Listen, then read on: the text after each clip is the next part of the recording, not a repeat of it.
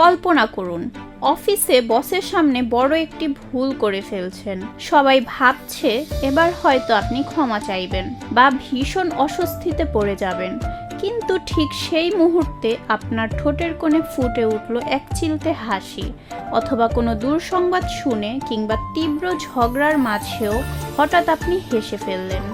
এমনটা দেখলে বেশিরভাগ মানুষই ভাবেন আপনি হয়তো পরিস্থিতিটাকে গুরুত্ব দিচ্ছেন না। কেউ কেউ আবার আপনাকে অসংবেদনশীল বা বেয়াদব বলেও মনে করতে পারেন।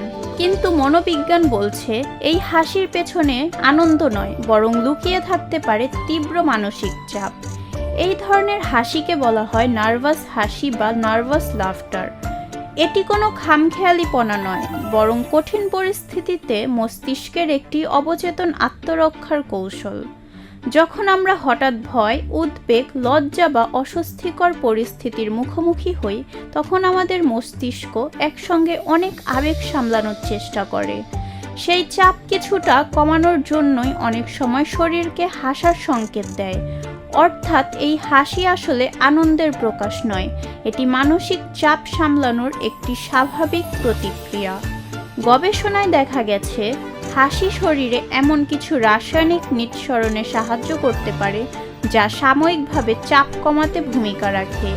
আবার নতুন মানুষের সঙ্গে পরিচয়, জনসমক্ষে কথা বলা বা কঠিন সমালোচনার মুখে অনেকেই নিজের অস্বস্তি কিংবা নিরাপত্তাহীনতা আড়াল করতেও অজান্তে হেসে ফেলেন। এ কারণে নার্ভাস হাসির সঙ্গে আনন্দের হাসির বড় পার্থক্য রয়েছে।